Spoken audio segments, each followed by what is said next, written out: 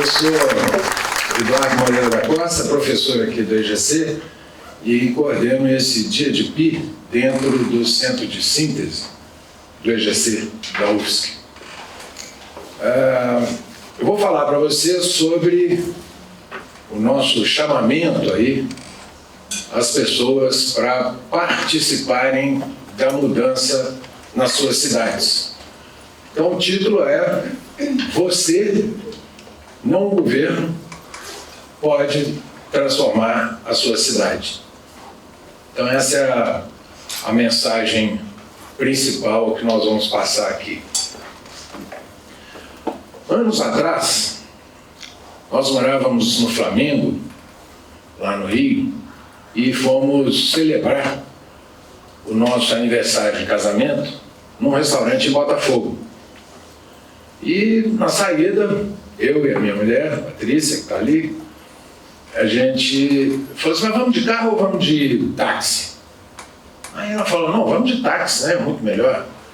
Eu falei, vamos de táxi. Só que eu falei assim, mas tem quanto tempo que a gente não tira esse carro da garagem? Aí pensando um pouquinho, tinha 2 semanas que a gente não tirava o carro da garagem. Aí eu falei, não, então nós temos que ir de carro, porque esse carro vai começar a dar problema aqui, né? Então a gente morava num prédio que tinha, prédio antigo lá no Rio, foi o primeiro prédio lá que tinha elevador de carro, o elevador levava o carro até um andar, coisa antiga da década de 30 lá. Então imagina, era uma garagem enorme, com porta pantográfica e tudo.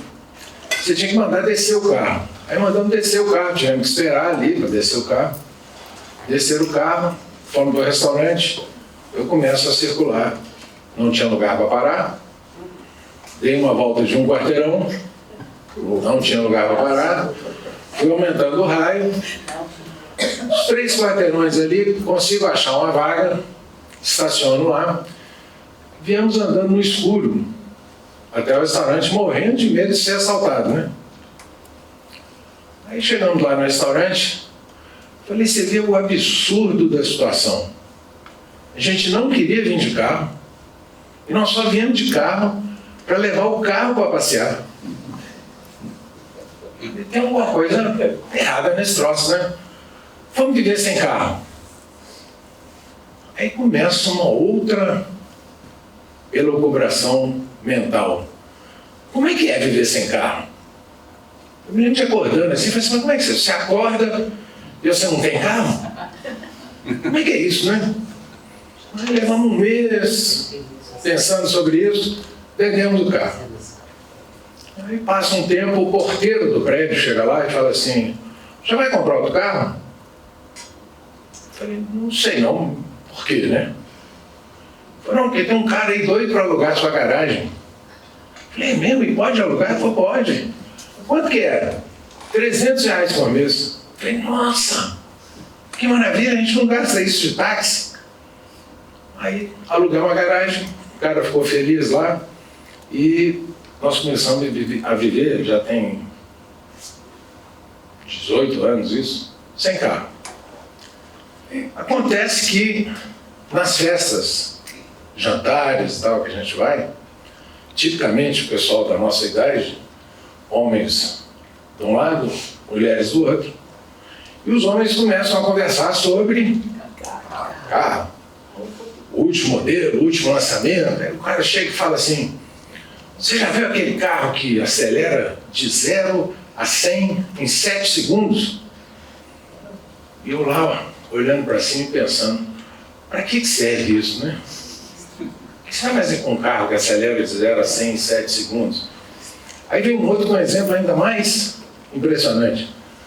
Tinha uma SUV que estava sendo lançada naquele instante, que tinha 17 porta-copos.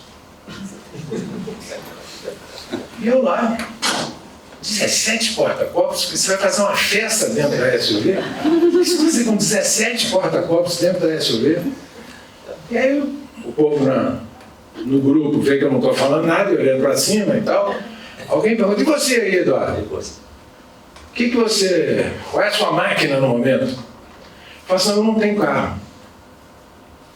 A conversa para instantaneamente. todo mundo para de conversar, começa a olhar para aquilo. É o barulho que o Woody Allen definiu uma vez como um livro fechando. Como se tivesse assim, pá!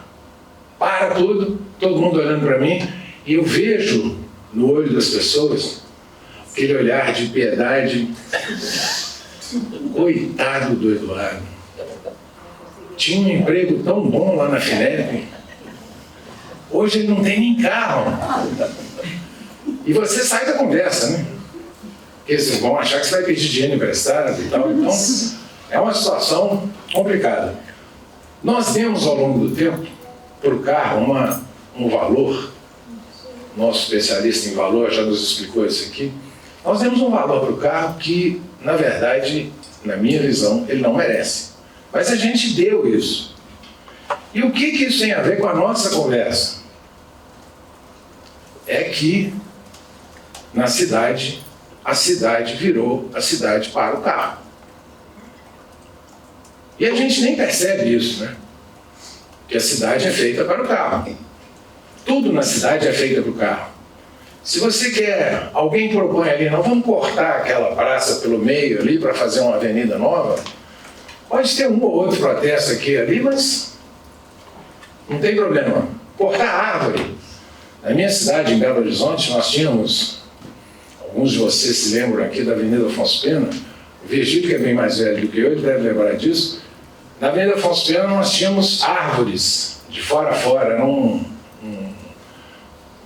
espetáculo, a Avenida Afonso Pena, uma reta assim, né, cidade planejada, e toda arborizada. Descobriram um mosquitinho, que na época no Rio chamava Lacerdinha, que era o nome do prefeito, e em Belo Horizonte o prefeito era Amintas, então esse bichinho tinha o nome de Amintinhas. Então, por causa do Amintinhas, arranjaram finalmente a desculpa que precisava e arrancar as árvores todas, passaram mais uma via na Avenida Afonso Pena e tal, que está lá até hoje. Então, as árvores, as calçadas, as praças foram sendo sacrificadas à divindade carro. Então, a divindade automóvel, essa aí, passou a ser o rei da cidade. Isso não é uma coisa, não é uma brincadeira, não. O pessoal realmente considera tudo que for feito para o carro é bom. Para qualquer outro tipo de transporte, tem que questionar. Em Belo Horizonte agora resolveram fazer algum tempo, fizeram lá uma ciclovia na Avenida Afonso Pena, Natal, né? Que tinha as árvores antes. Houve até carreata na cidade contra a ciclovia. Porque, inclusive, um engenheiro, meu colega de turma, pomposamente, falou assim: eu quero ver os estudos que justificam essa ciclovia aqui, na Avenida Afonso Pena e tal. Isso tem que justificar.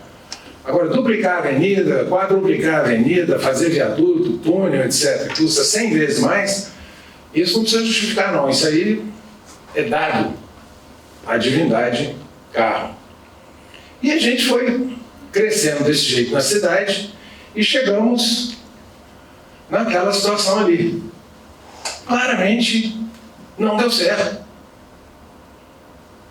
A divindade, a cidade destinada ao veículo, simplesmente não deu certo. E não vai dar certo daqui para frente. Nós estamos caminhando para o lado errado. Então você chega em São Paulo, todo mundo conhece São Paulo, a dificuldade que existe no trânsito na cidade de São Paulo. Em São Paulo, são emplacados todo dia 800 veículos.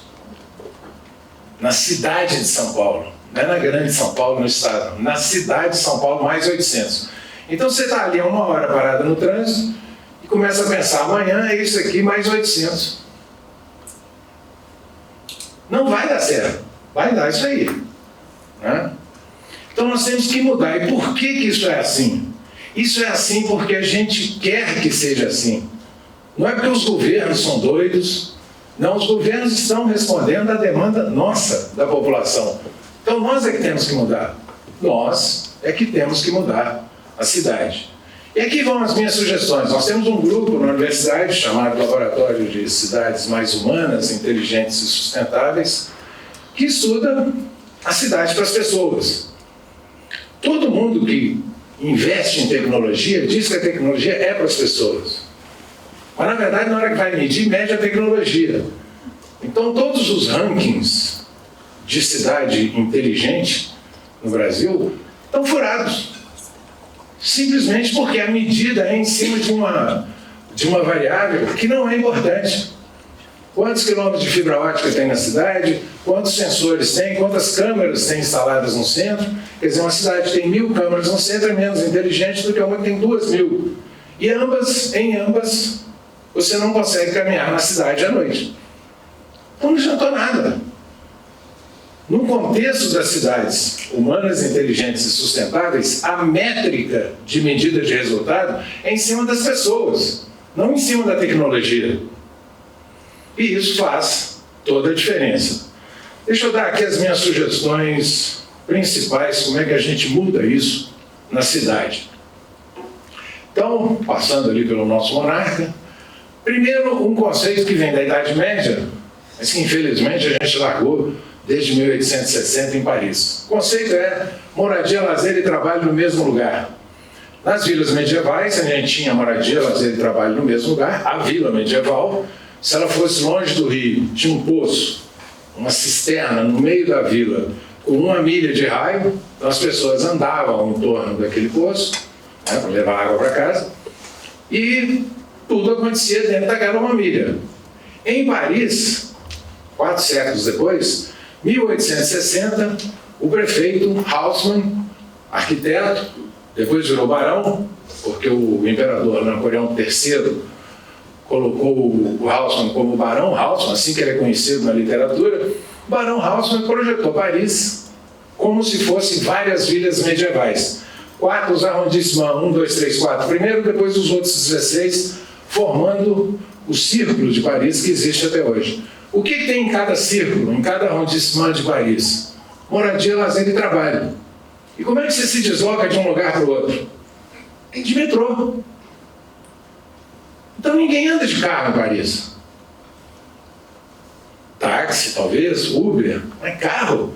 É muito comum isso, o turista chega em Paris, no aeroporto, aluga um carro, vai para a cidade e ele não entende nada, porque não tem onde parar. É tão difícil parar o carro em Paris, graças a Deus, que tem gente que quando está andando pela cidade e vê uma vaga, o cara para, só para ter o prazer de ter estacionado uma vez em Paris. Porque não tem onde parar, e não é para ter mesmo. Esse é o princípio de você ter moradia, lazer e trabalho no mesmo lugar. Né? A nossa arquitetura e o nosso planejamento urbano não é assim. Ele quer colocar moradia num lugar, lazer no outro, trabalho no outro, e como é que a gente se desloca? De carro. Nós temos que tirar isso. Nós, não a prefeitura, não o governo, nós temos que colocar na cabeça que a gente precisa de ter transporte, pensar em calçada, que a gente abandonou no Brasil, bicicleta, que estão ganhando um pouco de força agora, e, obviamente, transporte público. Então, a primeira sugestão é isso. Nós temos que mudar a nossa cabeça, pensar sempre moradia, lazer e trabalho. Isso foi chamado mais recentemente de centralidades. Cada lugar onde você tem moradia, lazer e trabalho é uma centralidade. No Brasil, a gente chama assim. No mundo, foi criado o conceito da cidade de 15 minutos. Então, Paris, que já era assim, desde os arrondissements do Barão Haussmann lá atrás, levou esse conceito ao extremo e aqui vai a minha sugestão para os prefeitos que assistirem a nossa apresentação. A prefeita de Paris, em 2020, foi reeleita com a plataforma A Cidade de 15 Minutos. Então, lembrem-se, isso dá voto também, não é só bom para a cidade, não, dá voto. Paris hoje é ainda melhor do que era antes, a ponto de reeleger uma prefeita, a Madame Hidalgo, que é, entre outras coisas, espanhola, naturalizada francesa, prefeita de Paris pela 2ª vez. Então, moradia, lazer e trabalho no mesmo lugar, isso é uma proposta importantíssima, isso é uma mudança total na nossa nosso planejamento urbano. A gente quer separar as funções na cidade, porque de uma para outra você vai de carro. E dá aquilo que nós vimos lá no começo. Segunda proposta. Alguém já ouviu falar de uma secretaria do pedestre na prefeitura? Eu também não. Secretaria da bicicleta? Secretaria... Tem secretaria de transporte. De quê? De carro. Tem secretaria de trânsito, de carro. Tem companhia de engenharia de trânsito, de carro. O Estado tem secretaria de trânsito. Tudo voltado para o carro. Lembra do monarca lá atrás da divindade automóvel. Então, a minha segunda proposta é institucional. Nós temos que ter a Secretaria de Mobilidade de Pessoas. Mobilidade só não serve, porque todo mundo pensa em carro. Secretaria de Mobilidade de Pessoas, e aí vai cuidar de calçada, ciclovias, etc., e outras formas de transporte. A última sugestão, e essa aqui, eu já levei pedrada em algum lugar quando eu falei sobre esse assunto, é a gente tentar domesticar a fera automóvel dentro da cidade. O número de mortos em acidentes de trânsito no mundo, eu não sei se ninguém gosta de estatística mórbida, né? Nós matamos aí da ordem de 1.200.000 pessoas por ano em acidentes de trânsito no mundo. 33 mil no Brasil. Pra vocês terem ideia, a Covid, durante os 3 anos e pouco dela mais intensa, matou 7 milhões de pessoas. Ou seja, a cada 6 anos, o trânsito faz um estrago do tamanho da Covid. E o que a gente faz sobre isso? Na Covid, a gente colocou máscara, parou de sair de casa, tomamos vacina, e para o carro é do jeito que está. Os números de acidentes de trânsito são números de guerra civil. É um negócio impressionante, a gente simplesmente acha que isso é assim mesmo, não tem saída. Tem um monte de coisas. Uma delas, estabelecer limite de velocidade dentro da cidade para todas as avenidas e todas as ruas. Digamos que seja 60 a 40. 60 km por hora nas avenidas e 40 nas ruas. Brasil inteiro, todas as cidades. Para não ter aquele negócio de aqui é tanto, aquilo é de outro tipo, tem o pardal para anotar. Tem sensores na cidade, que podem ser usados para isso, e todo mundo se acostumar a andar 60 e 40 na cidade. E aí a gente pode chegar à conclusão seguinte: mas espera aí, para andar 60 e 40, não precisa do carro. Pode ser uma coisa muito mais simples. É isso. Nós não precisamos do carro na cidade. A gente precisa de um troço muito mais simples do que um carro na cidade. Quando olharem para nós daqui a 200 anos, para trás, eles vão pensar assim: mas vem cá, vocês iam de um em um, numa lata de 2 toneladas de casa para o trabalho? Era isso mesmo? Poluindo a cidade inteira? É isso que a gente faz. Só que isso não é questionado, então é proibido, ninguém fala sobre isso. Por último, tem um princípio que eu acho fantástico, que é o seguinte: tudo que as crianças querem para a cidade, nós também queremos. Então as crianças querem o quê? Calçada mais larga, para poder brincar, andar, ir para a escola. Eu também gostaria muito de ter calçada de qualidade. O que eles querem mais? Ciclovia, eu também quero. Parque seguro, então, eu também quero. Então, na dúvida, ao fazer um projeto para a cidade, pergunta para as crianças. No mínimo, elas não dirigem. Muito obrigado.